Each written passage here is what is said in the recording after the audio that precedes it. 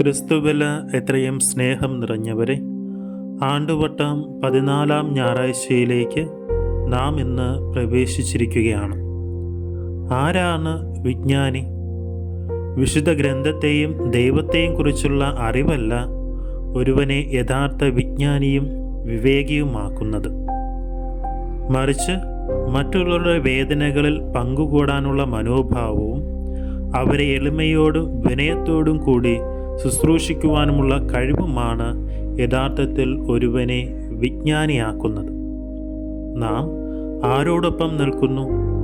ലൗകികമായ വിജ്ഞാനവും വിവേകവും ഉള്ളവരോടൊപ്പമാണോ? അതോ യേശുവിനെ ലളിതമായി സ്വീകരിക്കുകയും അവിടുത്തെ വാഗ്ദാനങ്ങളിൽ വിശ്വസിക്കുകയും ശിശു സഹജമായ മനസ്സുള്ളവരോടൊപ്പമാണോ? ഇന്ന് സുവിശേഷത്തിൽ മുതിർന്നവരായ നമ്മോട് ക്രിസ്തുനാഥൻ പറയുന്നു, കുഞ്ഞുങ്ങളെ പോലെ ആകുവാനായിട്ടാണ്. നാം മുതിർന്നവരായി നാം എപ്പോഴും കുഞ്ഞുങ്ങളോട് പറയാറുണ്ട്, മുതിർന്നവരെ കണ്ടു പഠിക്കുവാനും അവരെ പോലെ ആകുവാനുമായിട്ട്. വീണ്ടും കുഞ്ഞാകണമെന്ന് ക്രിസ്തുനാഥൻ പറയുമ്പോൾ വീണ്ടും അമ്മയുടെ ഉദരത്തിൽ ജനിക്കണമെന്നല്ല ക്രിസ്തുനാഥൻ പറയുന്നത്. ടാഗോറിൻ്റെ ജീവിതത്തിലൂടെ കടന്നു പോകുമ്പോൾ ഒരു ദിവസം സന്ധ്യാസമയം ടാഗോർ ഹൗസ് ബോട്ടിൽ യാത്ര ചെയ്യുകയാണ്. മെഴുകുതിരി വെട്ടത്തിലാണ് അയാൾ ബുക്ക് വായിച്ചു കൊണ്ടിരുന്നത്. ഒരിളം കാറ്റ് വീശിയപ്പോൾ മെഴുകുതിരി അണഞ്ഞുപോയി.